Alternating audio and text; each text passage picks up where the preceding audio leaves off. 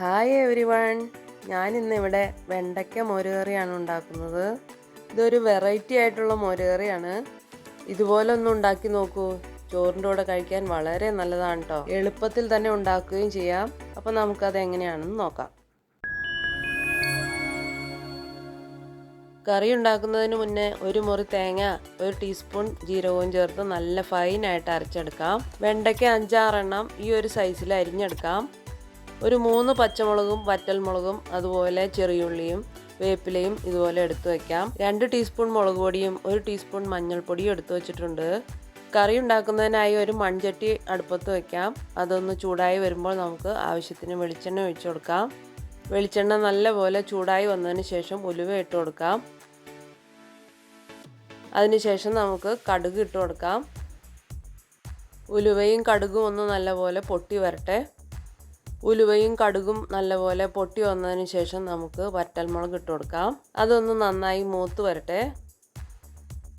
അത് ഈ ഒരു പാകമാകുമ്പോൾ നമുക്ക് പച്ചമുളകും ചെറിയുള്ളിയും വേപ്പിലയും ഇട്ട് കൊടുക്കാം. നല്ലപോലെ ഇളക്കി കൊടുത്ത് അതൊന്ന് വഴറ്റിയെടുക്കാം. ഇതുപോലെ ഒന്ന് വഴറ്റി കിട്ടിക്കഴിയുമ്പോൾ നമുക്ക് എടുത്തു വെച്ച മുളക് പൊടിയും മഞ്ഞൾപ്പൊടിയും ഇട്ട് കൊടുക്കാം. ഇനി അത് കരിഞ്ഞു പോകാതെ പെട്ടെന്ന് തന്നെ ഇളക്കി കൊടുക്കണേ. അതിൻ്റെ പച്ചമണം ഒന്ന് മാറി വരുമ്പോൾ നമുക്ക് വെണ്ടയ്ക്ക ഇട്ട് കൊടുക്കാം.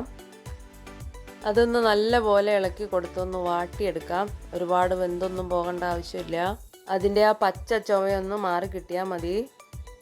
വെണ്ടയ്ക്ക കുട്ടികളും മുതിർന്നവരും എല്ലാവരും കഴിക്കുന്നത് നല്ലതാണ് കേട്ടോ. പ്രോട്ടീൻ്റെ കലവറയാണ് വെണ്ടയ്ക്ക. ഈ ഒരു പാകമാകുമ്പോൾ നമുക്ക് അരച്ചു വെച്ച തേങ്ങയും ജീരകവും ഒഴിച്ചു കൊടുക്കാം.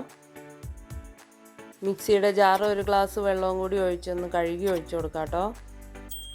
നന്നായി ഇളക്കി കൊടുത്ത് നമുക്ക് തിളപ്പിക്കാനായിട്ട് വെക്കാം. എൻ്റെ വീഡിയോ ഇഷ്ടമായാൽ ലൈക്ക് ചെയ്യാൻ മറക്കല്ലേ. എൻ്റെ ചാനൽ ആദ്യമായി കാണുന്നവരാണെങ്കിൽ ഒന്ന് സബ്സ്ക്രൈബ് ചെയ്തേക്കണേ.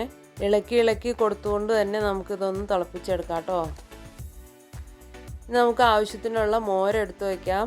കട്ടയുള്ള മോരാണെങ്കിൽ നമുക്ക് ആ തേങ്ങ അരച്ച് മിക്സിയുടെ ജാറിലേക്ക് ഒഴിച്ചൊന്ന് അടിച്ചെടുക്കാം.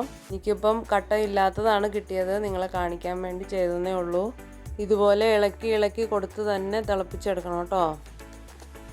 മോര് ഇതുപോലെ അടിച്ചെടുത്തിട്ടുണ്ട്.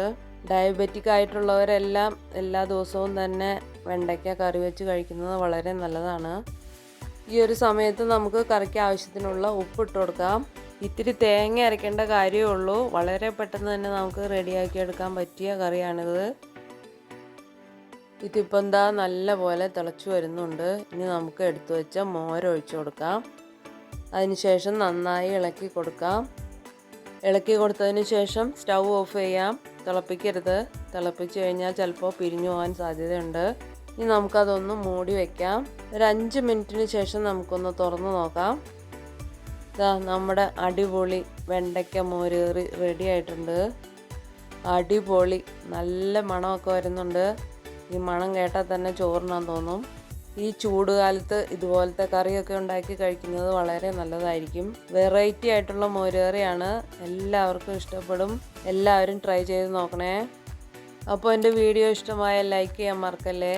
എൻ്റെ ചാനൽ ആദ്യമായി കാണുന്നവരാണെങ്കിൽ ഒന്ന് സബ്സ്ക്രൈബ് ചെയ്തേക്കണേ.